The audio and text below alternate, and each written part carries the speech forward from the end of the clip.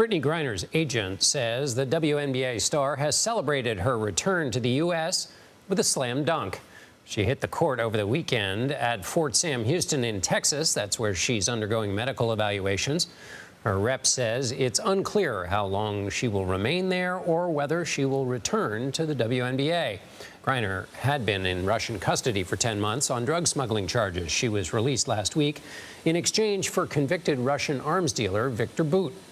For more on this, let's bring in CBS News Chief White House correspondent Nancy Cordes.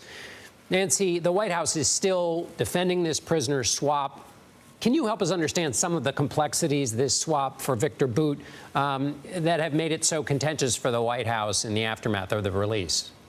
Absolutely. Well, you have, not just Republicans, but even some top Democrats like California's Adam Schiff saying that anytime the U.S. trades someone who's guilty of no more than possessing a trace amount of cannabis oil for someone like Victor Bout, who was a convicted arms dealer. He was convicted of conspiring to kill Americans. He was sentenced to 25 years. He was halfway through that prison sentence in a prison in Illinois. Anytime you swap two individuals like that, where it's such a lopsided situation, you're going to create an incentive, not just for Russia, but potentially for other nations, for other bad actors to do something similar and take another American into custody in hopes that you could then use them for leverage down the road. White House officials have argued that they see it differently, that it's the very fact that Brittney Griner didn't really do much wrong that made it so unjust that she was languishing at a prison camp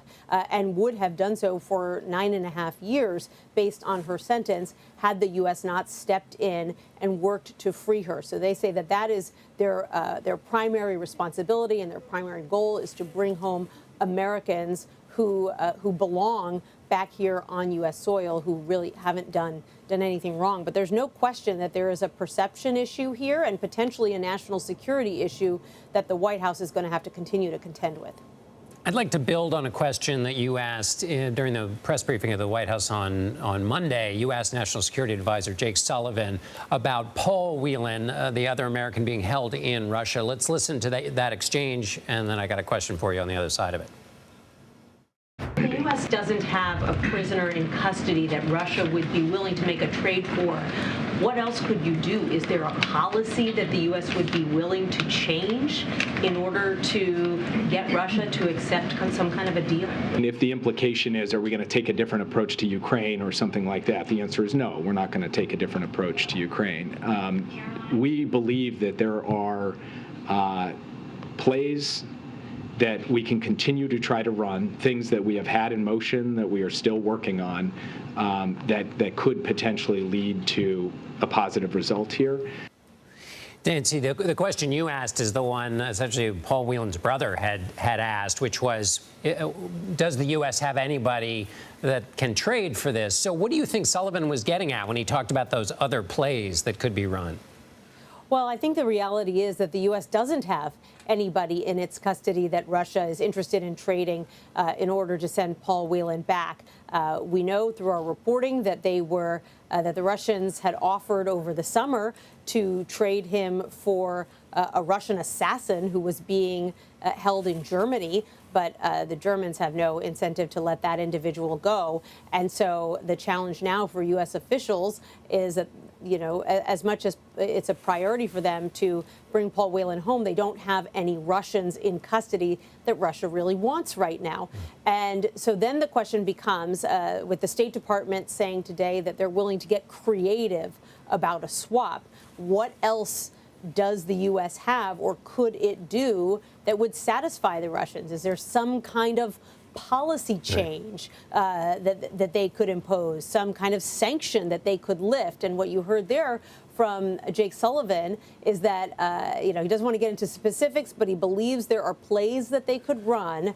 However, and it was interesting, as you note, that he made a point of saying that does not mean that the U.S. is going to change its policy in any way when it comes to the war in Ukraine. So ostensibly that means no sanctions on Russia being lifted.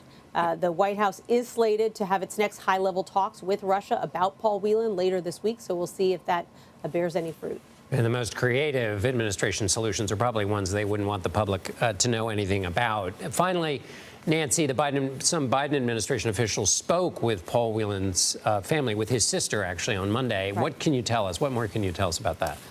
Well, it's really interesting to watch how careful they are being about both looping the Whelan family into their deliberations and also making it clear to the public that they're doing so. That is something that they have been criticized for in the past by the Whelan family. Other families who say that they don't know what's going on when it comes to their loved one and the negotiations that are taking place, and that's very frustrating. Now, obviously, there's some level of secrecy that needs to be adhered to. These are very sensitive discussions, but White House officials held an interagency meeting today to discuss next steps in the Whelan case, and a representative of the Whelan family was involved in that conversation. So the White House making it very clear that they are looping in the Whelan family and that they're going to continue to do so going forward.